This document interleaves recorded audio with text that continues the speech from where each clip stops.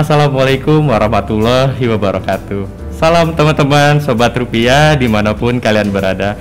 Terima kasih udah mengklik video ini. Jangan lupa like dan komen. Selamat datang di podcast Action, XR in Action. Perkenalkan, saya Ferry Febriansyah, Change Agent Program Perubahan dari Kantor Perwakilan Bank Indonesia Provinsi Aceh. Hari ini kita akan membahas satu topik yang sangat menarik, yaitu mengenai investasi berbasis prinsip syariah. Nah, berbicara mengenai produk berbasis syariah, berdasarkan data dan asesmen Otoritas Jasa Keuangan, kinerja keuangan syariah ternyata lebih baik daripada lembaga konvensional seperti di masa pandemik saat ini. Nah, hal serupa juga terjadi pada instrumen investasi syariah, khususnya saham syariah. Namun sayangnya, jumlah investor saham syariah di Indonesia masih relatif rendah, di mana investor aktif hanya tercatat sebesar 27,4% dan rasio investor syariah dari total investor sebesar 4,1% saja. Selanjutnya, berdasarkan Survei Nasional Keuangan Indonesia tahun 2019 yang dilakukan oleh Otoritas Jasa Keuangan menunjukkan tingkat literasi keuangan syariah masih rendah, yaitu di kisaran 8,93%. Selanjutnya, inklusi keuangan syariah berada di angka 9,10%. Nah, dengan kata lain, 9 dari 100 orang dewasa Indonesia itu yang sudah cukup mengenal investasi syariah itu masih sangat kurang. Nah, untuk membahasnya, kita sudah menghadirkan dua orang narasumber nih yang sangat luar biasa. Yang pertama ada Bapak Akri Sarwani, Kepala Kantor Perwakilan Bank Indonesia Provinsi Aceh. Selamat sore Bapak. Sore Mas Ferry. Sore. Yang kedua kita ada juga Bapak Tarsib Muhardi, Kepala Bursa Efek Indonesia Aceh. Selamat sore Bapak. Selamat sore Mas Ferry. Nah, untuk baik Sobat Rupiah, nah di segmen pertama kita akan lebih membahas mengenai pentingnya investasi secara umum dan perkembangan terkininya khususnya di Provinsi Aceh. Untuk itu kita akan membahasnya lebih dalam bersama Bapak Akri Sarwani. Baik Pak, untuk yang pertama, apa sih Pak pentingnya investasi terutama bagi perekonomian di daerah Pak? Baik Mas Ferry, Sobat Rupiah yang berbahagia, betapa pentingnya investasi bagi perekonomian khususnya kita di Aceh. Ada 3 hal utama mungkin yang bisa saya sampaikan. Yang pertama, pertumbuhan ekonomi selama pandemi ini yang melambat termasuk di Aceh.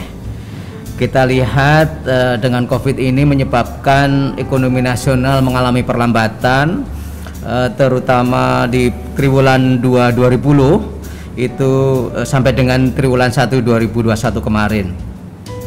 Di Aceh juga di Aceh mengalami perlambatan di triwulan 2020 terkontraksi 1,60 dan baru kita di kuartal 2 tahun ini kembali ke positif. Pentingnya yang kedua adalah investasi ini sangat berpengaruh terhadap produk domestik bruto termasuk PDRB kita di Aceh. Upaya untuk kita memiliki PDRB yang tinggi itu di dalamnya ada 3 faktor utama. Yang pertama di sektor rumah tangga, di situ ada konsumsi rumah tangga.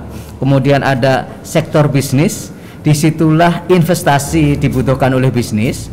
Kemudian di sektor luar negeri ekspor-impor kita.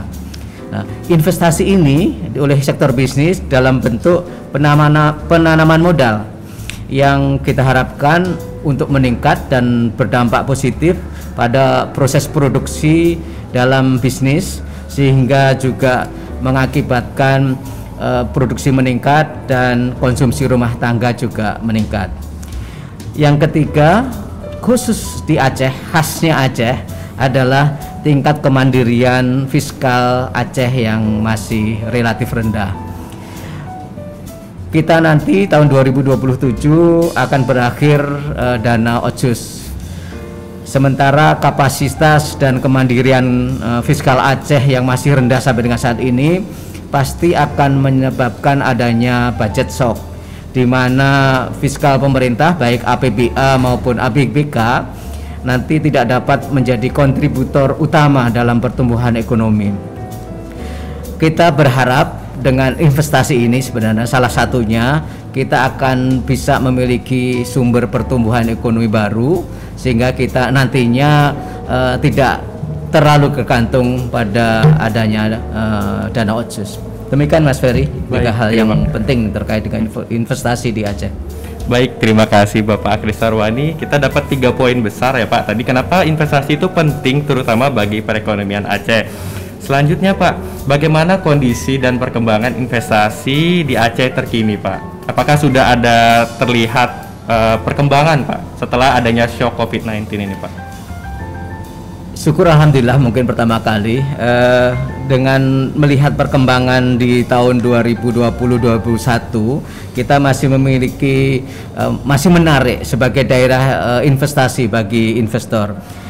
Data terakhir di triwulan 2 2001 realisasi investasi di Aceh telah mengalami perbaikan, kami menyebutnya gitu,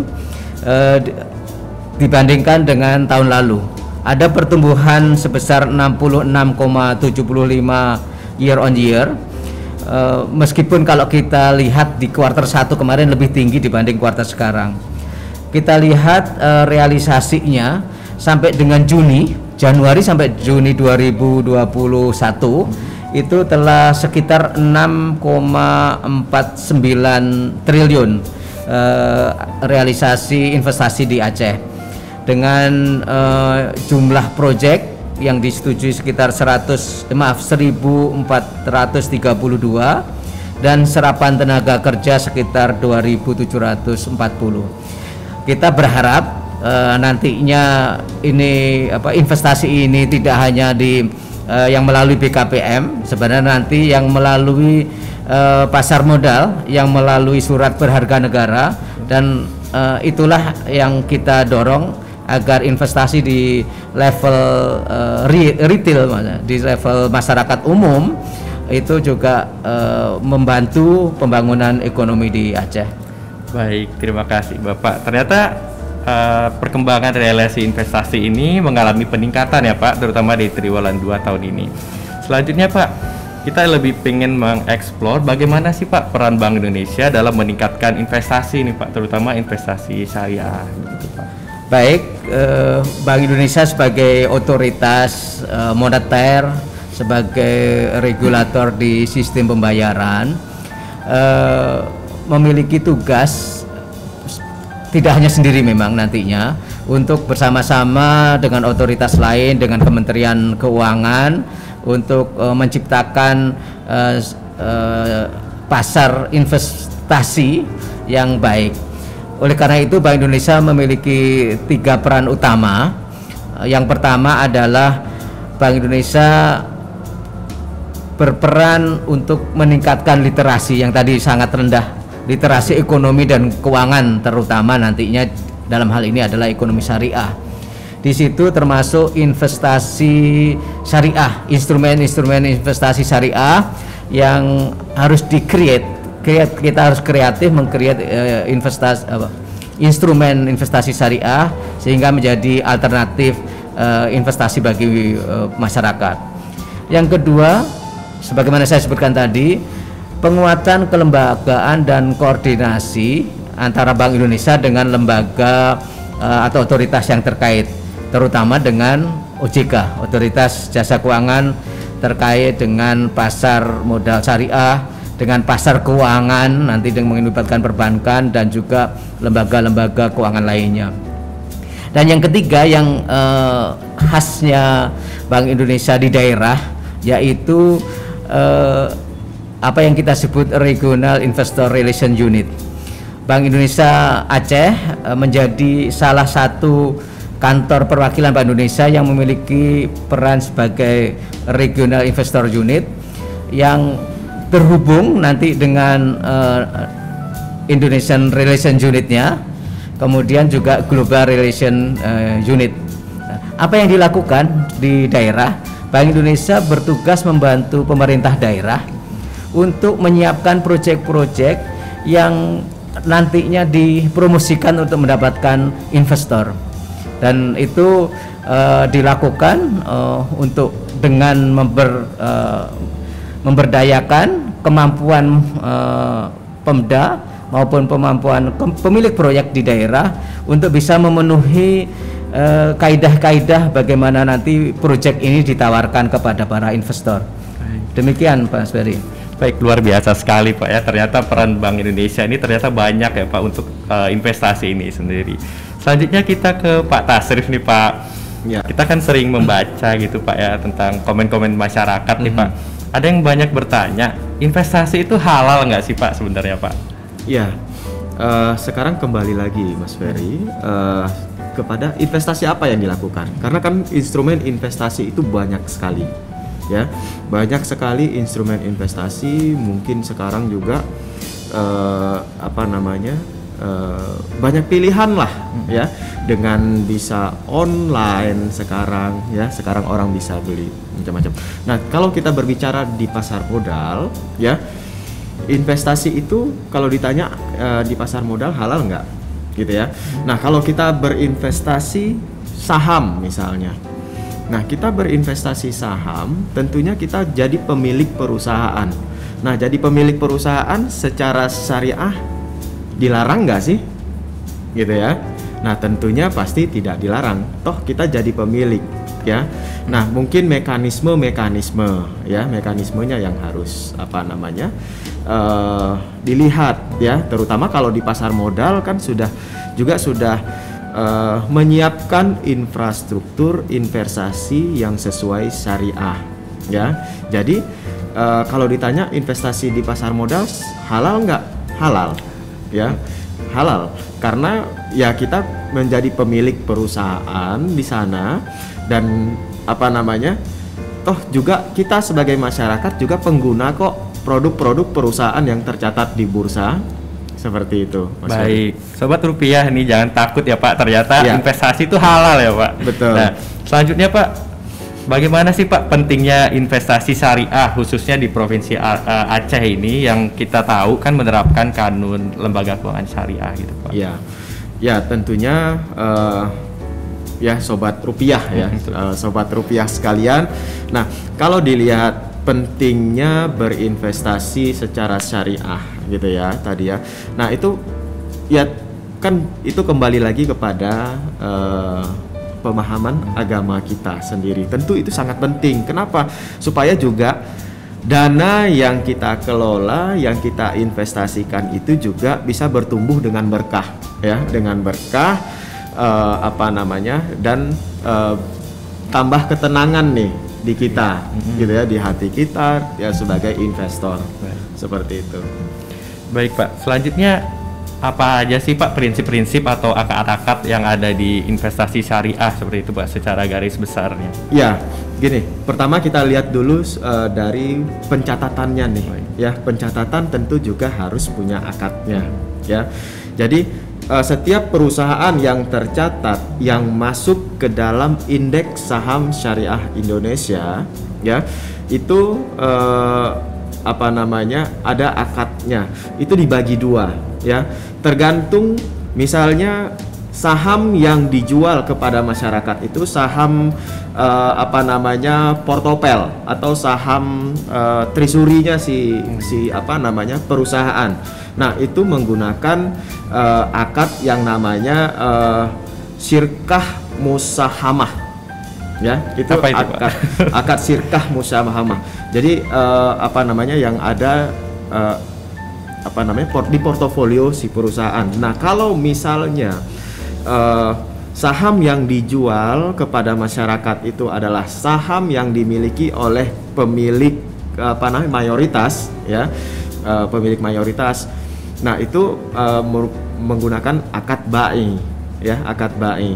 Nah, selain akad pencatatan tadi, nah di pasar modal syariah juga ada akad perdagangan yang dilakukan di pasar sekunder yang dilakukan oleh masyarakat ya. Misalnya Mas Ferry beli saham ya, saham syariah, dan ada si penjualnya dari pihak lain ya. Nah, saham itu ya begitu transaksi jual belinya berhasil dilakukan, ya, itu berarti sudah atas nama Mas Ferry. Nah, itu akad yang digunakan adalah bai al musyawamah, ya, bai al musyawamah.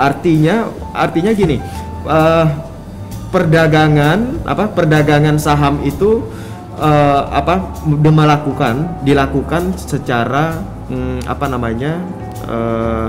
lelang berkelanjutan, ya, secara lelang berkelanjutan, dan akan masuk di portofolio kita sebagai investor itu dengan istilah settlementnya T+2.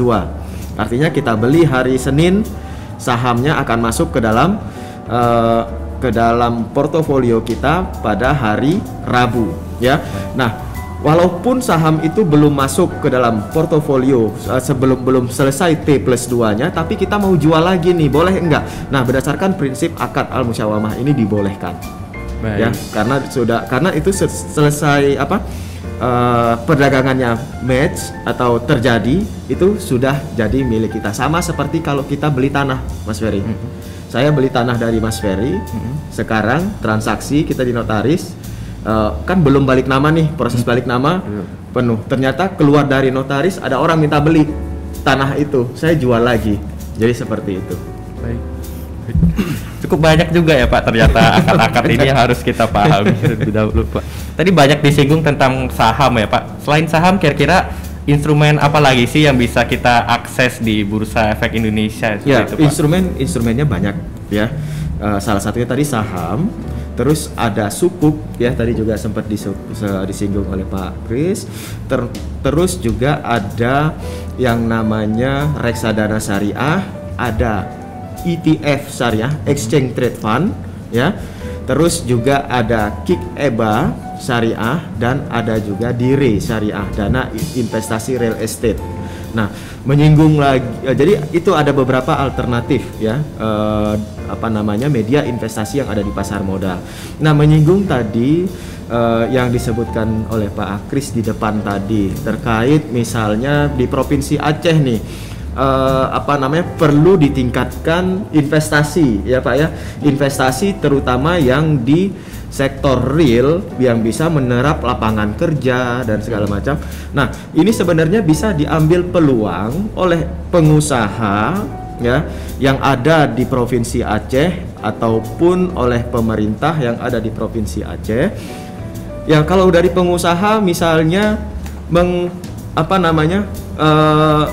mengakses pendanaan dari pasar modal untuk perluasan usahanya, untuk diversifikasi usaha, kan itu sudah termasuk dari menambah investasi. Betul, tadi Pak, ya, betul. Nambah investasi, ya. Jadi instrumennya macam-macam, kan bisa menjual saham, ya, menjual kepemilikan saham, artinya orang yang beli saham perusahaan itu kan dia berinvestasi di perusahaan itu selama perusahaan itu tercatat di Aceh, ada di Aceh, tentunya juga mendorong investasi di Aceh. Selain saham juga perusahaan-perusahaan juga bisa menerbitkan sukuk, ya, sukuk, atau Pemda misalnya Pak juga bisa menerbitkan yang namanya municipal bond, ya, obligasi daerah atau sukuk daerah yang juga sekarang sedang didorong. Baik Bapak. Nah, untuk investor pemula nih Pak, terutama di kondisi pandemik COVID-19 seperti ini, kira-kira instrumen mana nih Pak yang lebih cocok untuk investor-investor pemula nih Pak? Ya, kalau yang pemula, ya, memang lebih baik masuk melalui mungkin reksadana dulu, ya. Reksadana dulu biar mengerti dulu, ya, di sisi pasar, karena reksadana juga kan ada berbagai macam jenis, nggak cuma satu jenis, ya. Ada reksadana equity, ada reksadana pendapatan tetap. Mungkin kalau pendapatan tetap instrumennya lebih kepada obligasi, sukuk, ya, deposito dan lain-lain. Nah, kalau ada juga reksadana campuran. Campuran ini campuran antara equity dan pendapatan tetap. Jadi bisa memulai dulu dari reksadana, jika sudah paham juga bisa beralih ke instrumen saham misalnya.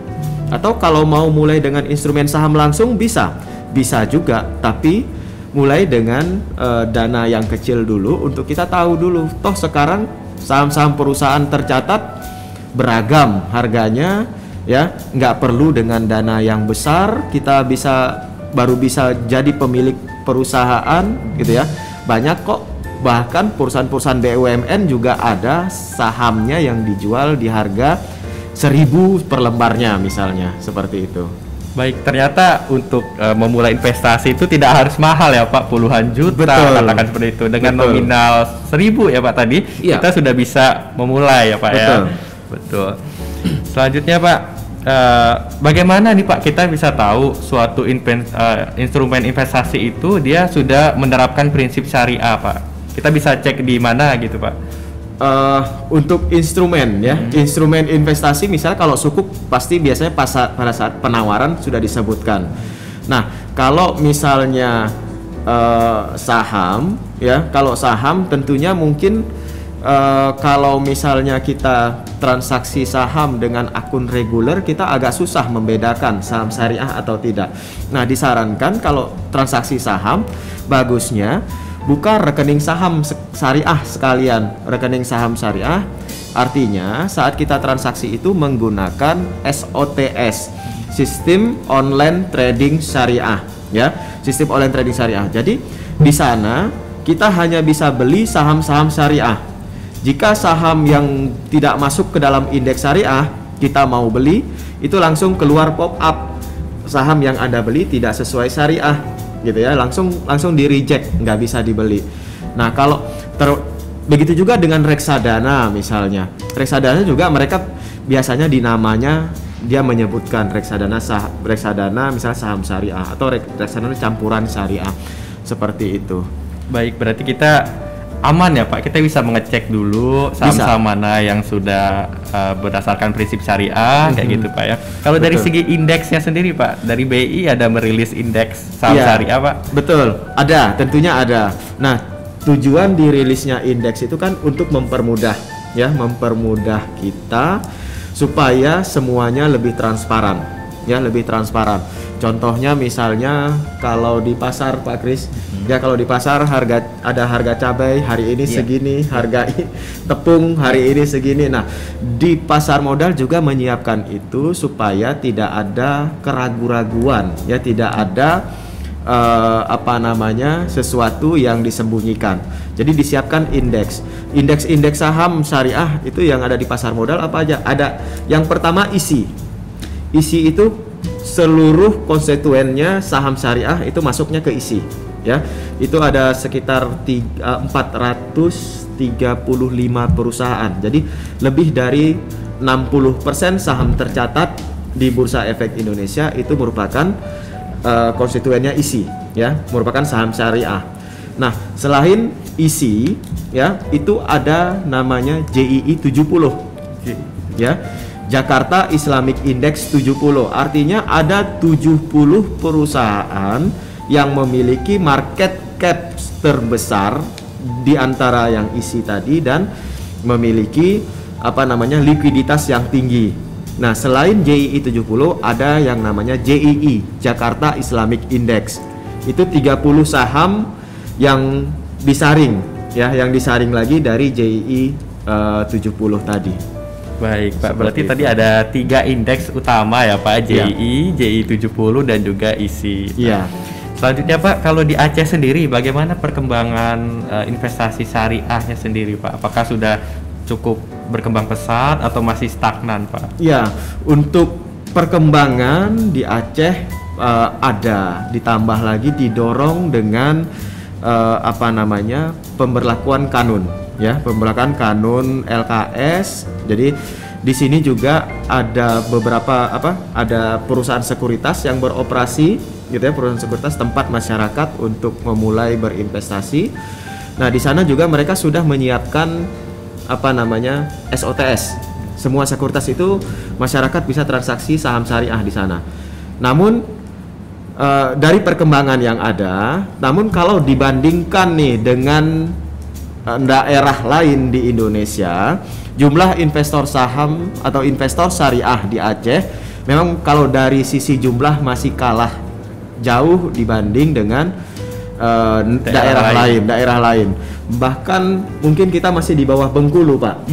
Kalau investor syariahnya ya, masih di bawah. Jadi belum masuk 10 besar juga untuk syariahnya. Makanya ini mungkin jadi challenge kita. Jadi challenge untuk mendorong masyarakat di Aceh untuk lebih berpartisipasi di instrumen-instrumen investasi syariah. Karena juga yang buat beberapa penawaran sukuk nih Pak, misalnya dari pusat juga kan, kebanyakan kayaknya sosialisasinya itu kok di sini nggak dapat, kita nggak dapat gitu kan, jadinya. Mungkin seperti itu. Baik. Pak, kalau boleh disebut merek nih Pak, dari sekuritas-sekuritas ini yang di Aceh yang sudah berlandaskan prinsip syariah itu ada berapa ya Pak? Ada 7 sekuritas, ya, ada 7 sekuritas yang beroperasi. Nah, kalau memang bisa kita sebutkan semua gitu ya, misalnya di sini ada yang beroperasi yang namanya RHB Sekuritas, ya, itu Rashid Ben Hart ya, Sekuritas. Terus ada Indo Primer Sekuritas, terus ada NMC Sekuritas, ada juga FAC Sekuritas, ya, First Asia Capital Sekuritas, terus ada juga Pintraku Sekuritas, ada Mandiri Sekuritas, dan ada BNI Sekuritas. Jadi ada 7 sekuritas yang beroperasi di Aceh, dan semuanya itu sudah mensupport SOTS. Jadi sudah bisa bertransaksi saham saham-saham syariah. Baik. Seperti itu. Ternyata banyak juga Pak ya sekuritas yang sudah menerapkan prinsip syariah ini Pak ya. Ya, total di Indonesia itu ada 17 sekuritas 17, yang sudah 7-nya beroperasi di Aceh.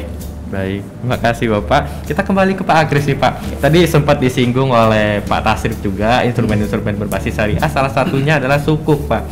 Nah kira-kira ada nggak sih Pak contoh instrumen syariah ini yang sudah diterapkan untuk proyek-proyek di daerah Pak?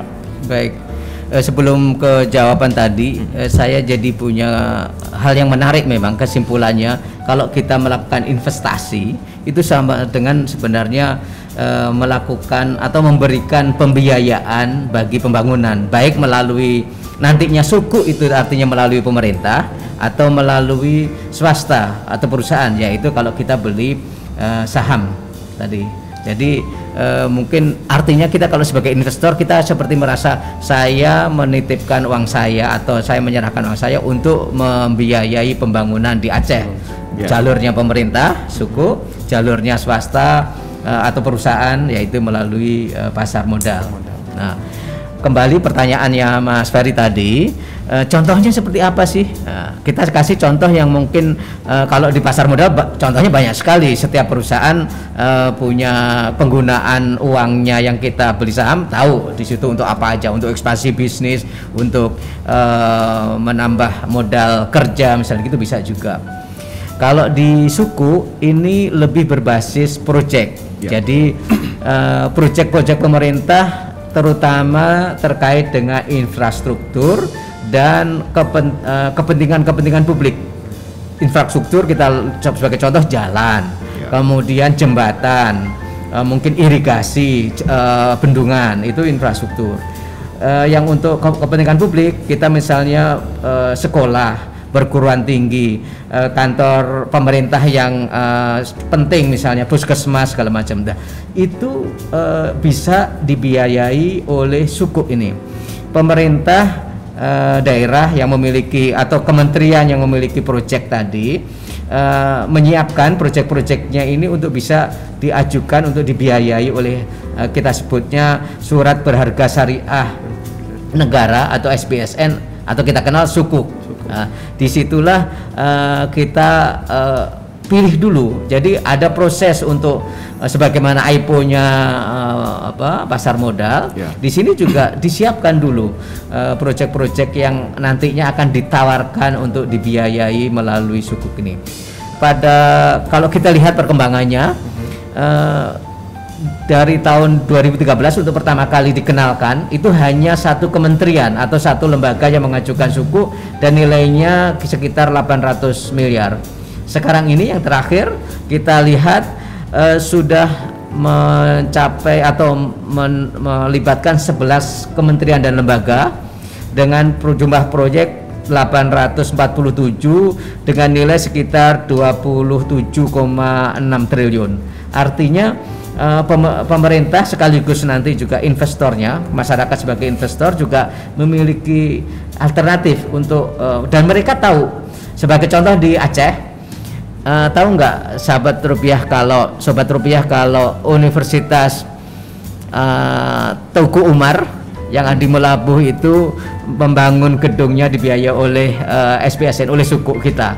Nah, jadi kalau teman-teman atau sobat rupiah yang beli itu suku yang diterbitkan sekitar oleh 2 tahun yang lalu, itu artinya juga ikut membiayai. Jadi nanti kalau main ke UTU mengatakan saya ikut loh membiayai gedung universitas ini ya.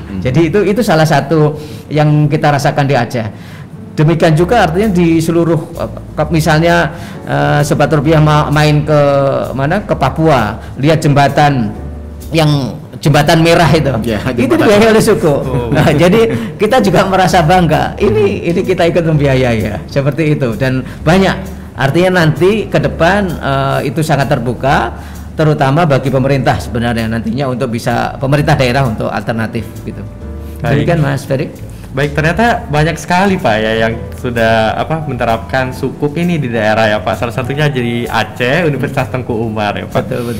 Baik, kita kembali lagi ke Pak Tasrif nih Pak. Ya. Kira-kira bagaimana ya Pak prospek pasar modal untuk beberapa tahun ke depan Pak? Apakah udah mulai kondusif untuk investor pemula ini masuk ke pasar modal Pak? Ya, Mas Ferry, kalau dibilang prospek pasar modal ya ke depan tentunya berkaitan juga dengan prospek ekonomi Indonesia ke depan, gitu ya. Selama Indonesia ya, dan saya yakin mungkin Pak Kris juga yakin Indonesia merupakan negara yang masih punya prospek yang bagus ke depan, ya. Nah, begitu juga dengan tentunya pertumbuhan pasar modalnya, pertumbuhan investasinya yang ada. Nah, itu bisa kita lihat sekarang, ya. Minat perusahaan-perusahaan atau pengusaha-pengusaha Indonesia untuk IPO itu sudah mulai tinggi, ya, mengakses pendanaan, untuk mengakselerasi pertumbuhan perusahaannya lebih cepat, ya, bisa melalui IPO. Jadi, nah setelah IPO nanti mereka kan bisa akses dana lagi, misalnya tadi menerbitkan right issue, ya, ada bisa sukuk, obligasi dan lain-lain. Jadi lebih banyak instrumen.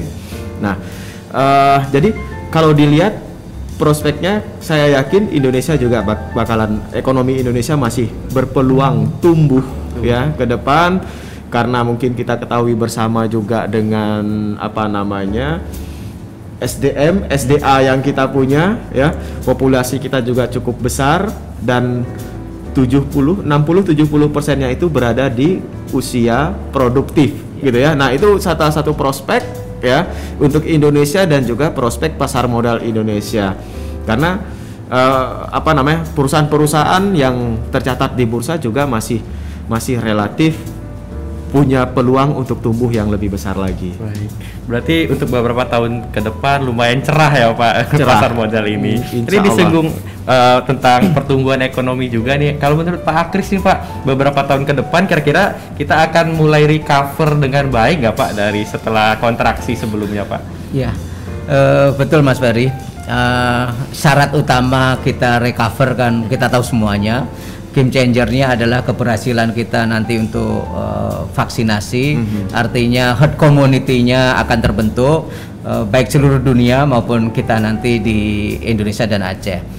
Dengan cara kita mempercepat vaksinasi, terbentuk herd immunity, insya Allah itu ekonomi kita pasti akan tumbuh kembali kepada kondisi normal sebelum terjadinya pandemi. Dan itulah menjadi prospek yang tadi di semua sektor, termasuk sektor keuangan ini akan sangat baik ke depannya.